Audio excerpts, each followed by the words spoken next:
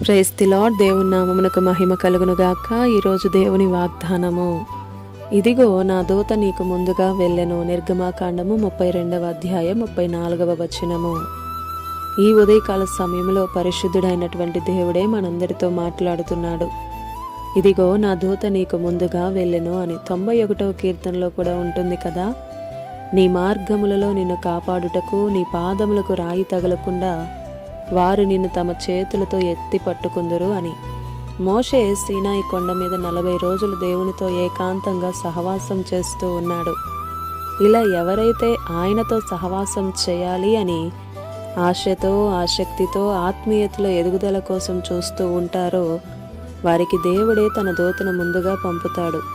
మనం ఆయనతో సహవాసం చేయాలి. మన సహవాసం అయితే మద్యపానాలు, ధూమపానాలు, పనిపాట లేక ఖాళీగా తిరుగుతూ ఆ కబుర్లు, ఈ కబుర్లు, వ్యర్థమైన అసహ్యమైనటువంటి మార్గాలే. ఇంకా ఇశ్రాయేలీలు దేవునికి కోపం పుట్టించారు. ఆ కోపంతో తన ఉగ్రతను కురిపిస్తానని మోషేతో చెప్పినప్పుడు మోషే వారి నిమిత్తం విజ్ఞాపన చేస్తున్నాడు. అయ్యా, ఈ శిక్షను తొలగించయ్యా, దయచేసి వారిని క్షమించు, ఏ ఉగ్రత వద్దు అని దేవుని పాదాల దగ్గర బ్రతిమిలాడుతున్నాడు. ఈ రోజైనా ఇతరుల నిమిత్తం ప్రార్థన చేయడం నేర్చుకోండి. అనేకుల కొరకు విజ్ఞాపన చేయాలి, ప్రార్థించాలి. అప్పుడు మన నిమిత్తం ఆయనే తన దూతను పంపుతాడు. యోబును చూస్తే తన స్నేహితుల నిమిత్తం ప్రార్థన చేస్తున్నాడు.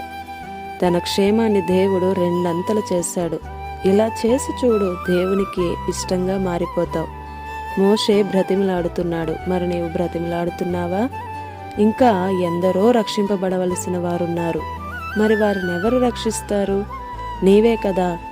నీ ప్రవర్తన, నీ ప్రార్థన జీవితాన్ని బట్టే ఆయన నీకు తన దూతను ముందుగా పంపాలి. అంటే ఆయనకు నచ్చినట్లు జీవిస్తేనే కదా. ప్రియ సహోదరుడా, సహోదరి, ఇది నా వాగ్దానం మనందరి జీవితాలలో నెరవేరాలని కోరుతూ దేవుని సువార్త పరిచర్యలో మీ సహోదరి ప్రసన్న.